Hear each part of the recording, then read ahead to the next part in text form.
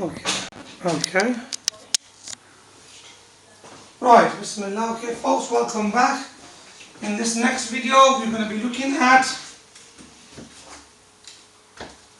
So we are doing the similar shapes. Okay, looking at the similar volumes. Okay, this particular one is based on Clip149 Maths Watch Grade B question. Okay, we're looking at the volume question part of that. Right.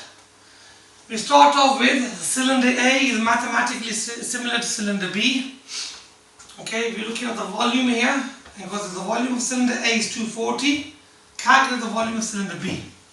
Okay, to work that out, we need to use two formulas. Let's have a look at those two formulas now.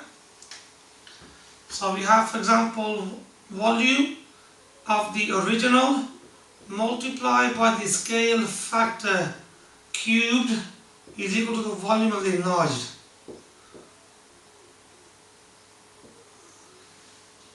Okay, now let's put the values in that we got so far. The original value is 240. The scale factor at the moment, we need to work that out. How this shape became that shape. We do that by looking at the corresponding lengths. Length original, length enlarged. So the scale factor cubed at the moment, we're going to leave it like that. So that will give us the volume of the enlarged shape, which is the volume of B. Now, as we said before, in order for us to work at the volume of the enlarged, we need to know the scale factor. So let's look back into the question. We have an original length, or which we say height, and another original height here. So these two are corresponding heights. So this 8 becomes that 10. So let's have a look at a rule that involves these two. So we say here, length original times by the scale factor is equal to the length enlarged. So these two lengths or these two heights will be related by a scale factor. So we start with 8. So 8 times by the scale factor gives you 10. So 8 times by the scale factor gives us 10. And then we've got to work out the scale factor opposite. Next to the scale factor we have time by 8. Opposite time by 8 is divide by 8. So the scale factor is 10 divided by 8. Now 10 divided by 8 will give you 1 and 2 left over. So that will give you 1 and 2/8. That can be further simplified down to 1 1/4.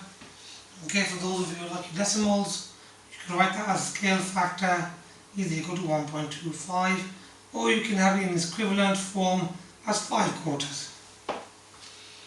Okay, so now we worked out the scale factor, we can get that and plug it straight into this formula that needs it. So let's go back. So 240 was the original volume. We're going to multiply that by the scale factor cubed. So we're going to multiply that by 1.25 cubed, and that should give us the volume of the enlarged shape, which is the volume of B. Replace that with B rather than using enlarged here. So keep it consistent, VB, VB, VB. So now we need to get our calculator and put this into our calculator. So we do 240 times by 1.25 cubed. And that gives us 468.75.